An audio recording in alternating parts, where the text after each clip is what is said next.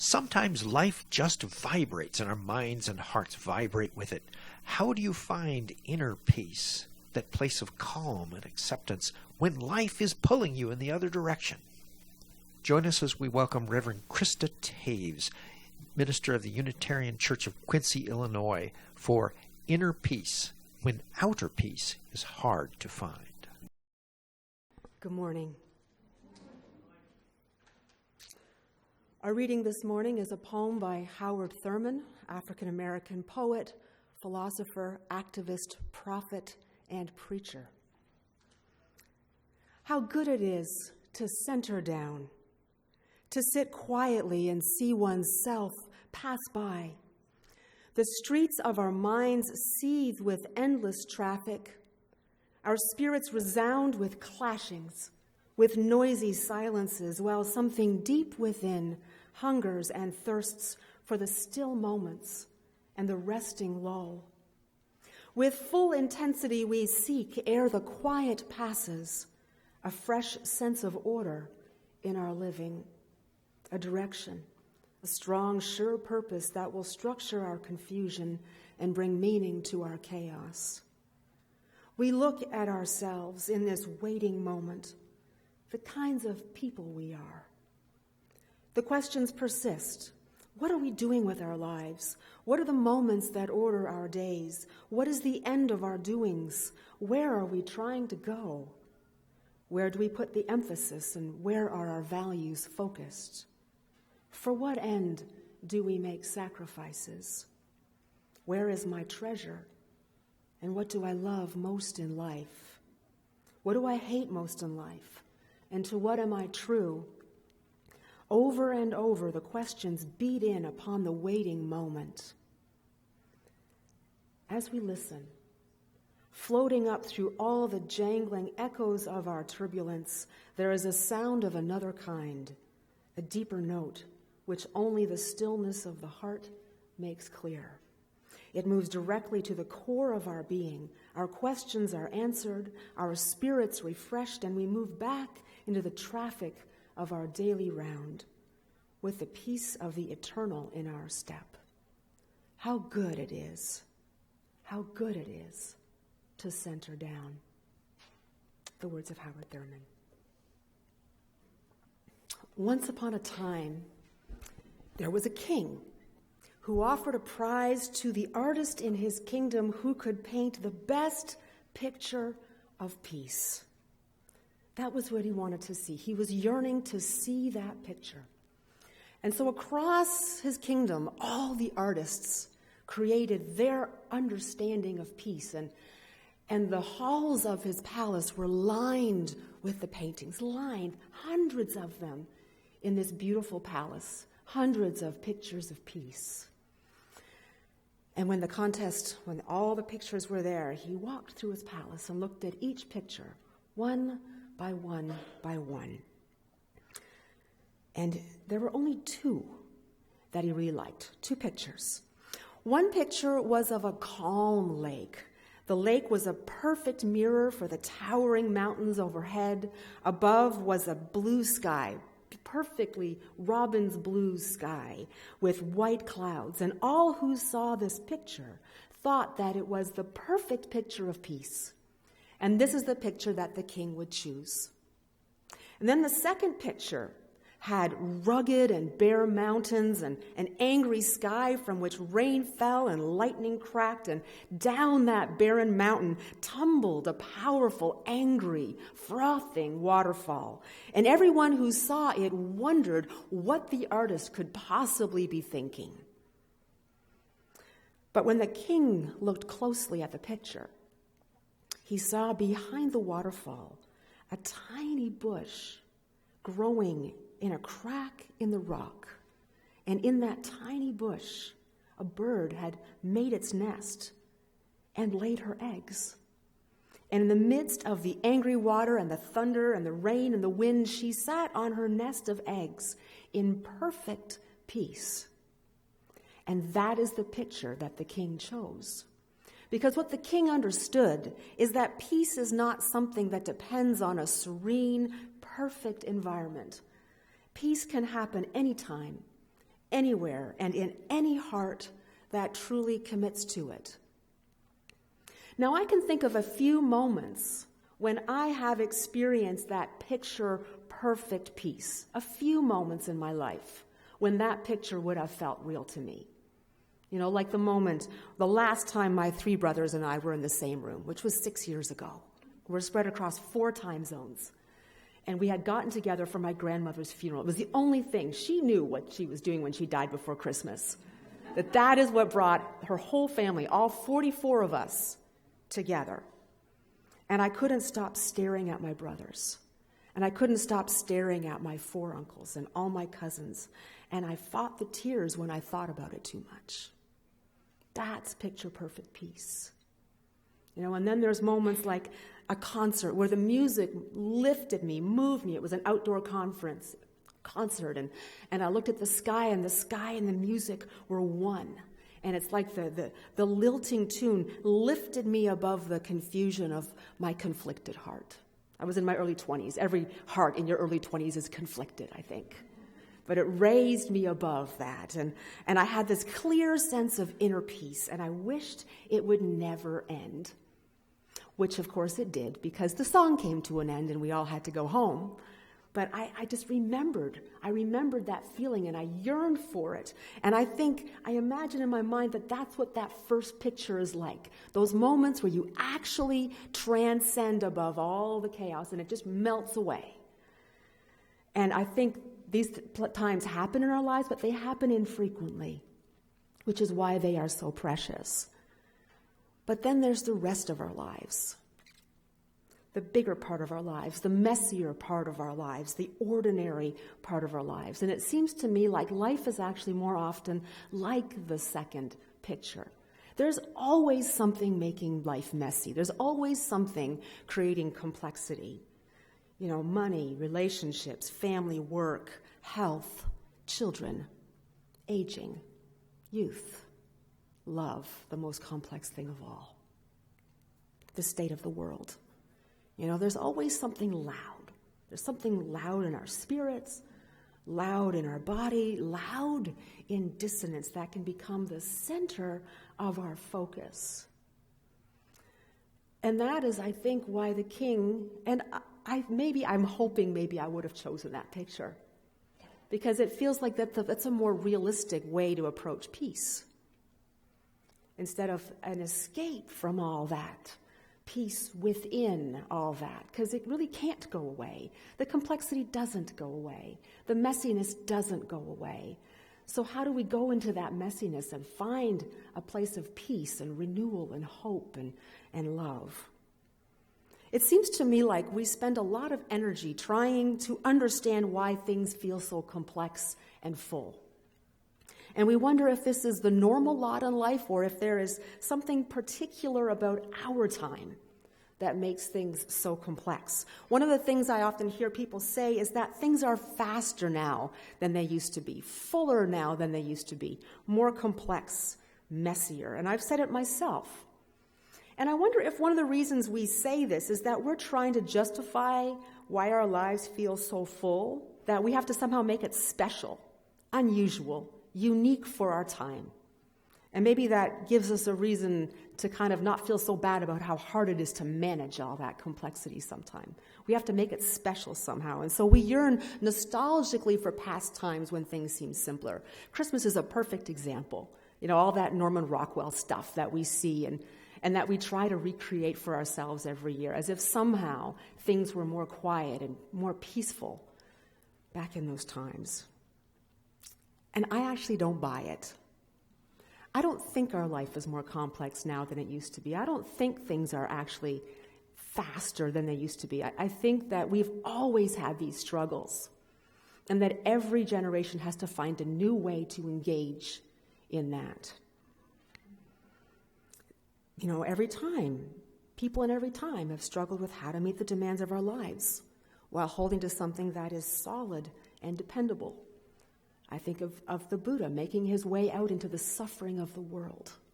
Can you imagine how unusual and unique it felt to him originally to see aging, to see death, to see sickness? He felt like it was a new experience for him. and yet it had always existed. What was new is that he was aware of it. That was the newness. So I think we've always struggled it. We've always looked for a safe place in the crack of a rock to build our nest and to lay our eggs behind a raging waterfall. So we aren't unique. It didn't just happen today. It didn't just happen now. Imperfection isn't a creation of modernity. It's a creation of life. So in the second picture, that bird sits in a small bush that clings to the face of a rock, and in all the commotion around her, she lays her eggs. And she sits there, waiting for new life. I mean, she could have allowed so much to distract her and discourage her. She could have said, this is a really lousy place to build a nest. I am going to wait for the perfect lake with the perfect mountains and the perfect blue sky, and that's where I'm going to make my nest and my family. And if she had done that, she would still be looking, because it would never have happened.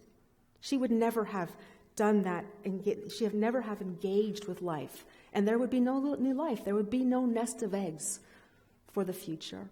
She would just be waiting. So she stayed where she was and made her home in an imperfect, harsh, and inhospitable place. And I think about the Christmas story that we have just celebrated. The central story is of an unplanned pregnancy, originally unwanted pregnancy with unprepared parents, born in a terribly imperfect and complex time in an occupied nation. And yet all the hope of the world was placed in this vulnerable child, a tiny baby that is completely dependent. And somehow it is in taking the risk of loving something that is that weak that we find new life. This is what the bird is doing. And this is why I think the king chose that picture. So let's think about the poem by Howard Thurman that we read this morning, How Good It Is to Center Down, because I think this picture of peace within chaos is very similar to the image that he evokes in his poem, that he is standing next to a highway that is filled with the loudness of the world and the loudness of his spirit. And he's standing at the highway next to this loudness and asking questions about what that loudness means for him and what it means in his life. And he is yearning for a stillness. He's yearning for peace. And what's significant is he does not try to leave the loudness. He tries to change his perspective, his perception, and his relationship to the loudness. He stands right next to it. And he's asking questions about his life's energy and what's worth sacrificing for and what we treasure most of all.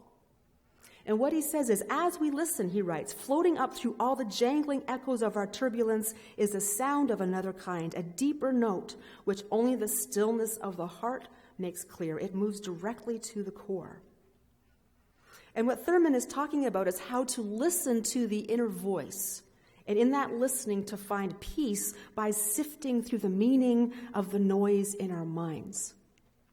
And what I find most significant and what really connects, what I connect to through Howard Thurman's writing of this poem is thinking about the social location of Thurman at that time.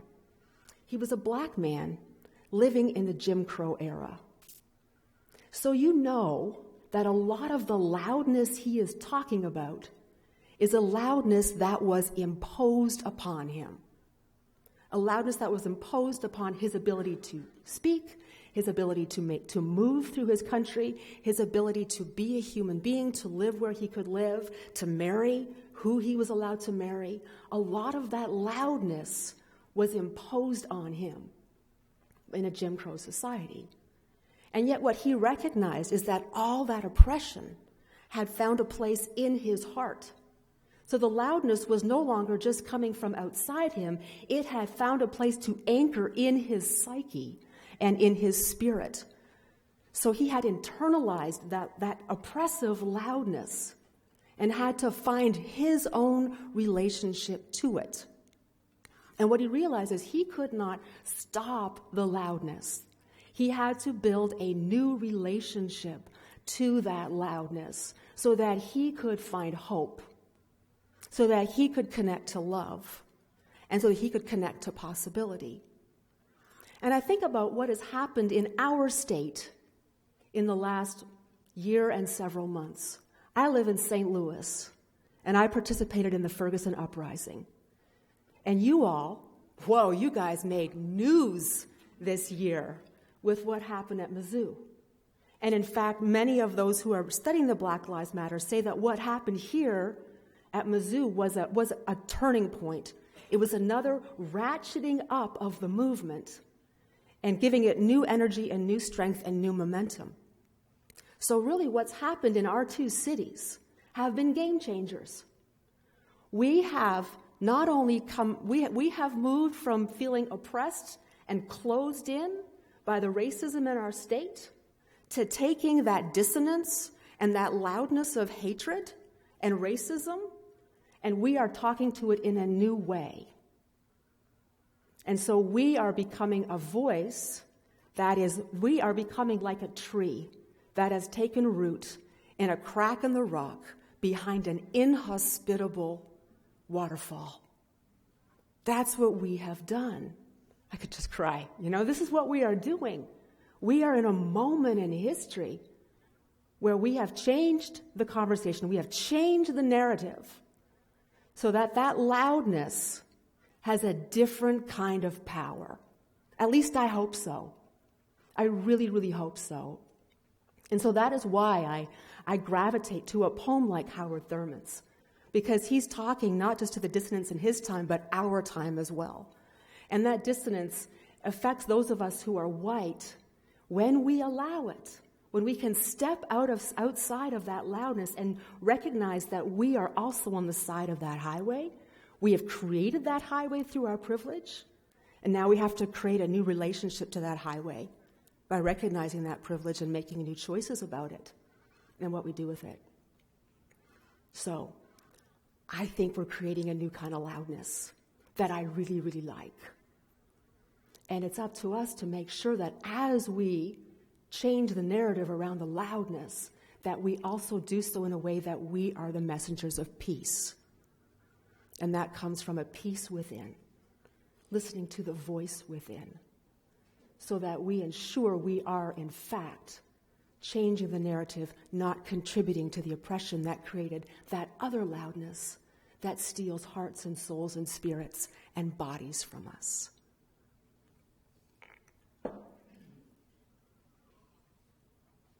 So what I want to talk about now is really about that voice, that inner voice.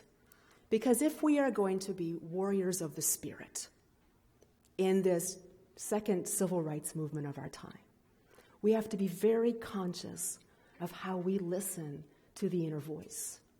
And this is particularly important as Unitarian Universalists because for us the inner voice is a very special thing. We talk a lot about the inner voice. It's a prominent part of our faith practice, a prominent part of our theology.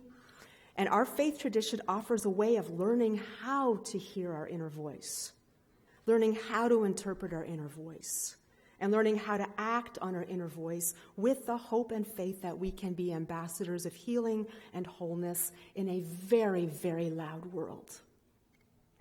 This concept of the inner voice is powerful and important. And I also think it's very important to mention that it is not a way of validating our every need and desire. Just because we think something doesn't mean it's sacred. Okay? We have to look in and discern what it is we are thinking and feeling so that we can understand and cultivate those thoughts and feelings and emotions in a way that we become disciples of peace and service and justice. So the way that I see it is that our understanding of the inner voice has 4 layers to it. Okay, imagine that our inner voice is like that highway Howard Thurman's talking about. Okay, and it's a 4-lane highway. And the first lane of that 4-lane highway is the voice within that is truly our unique, private, inner, personal voice. We talk about this a lot in our faith. The first principle, the inherent worth and dignity of every person.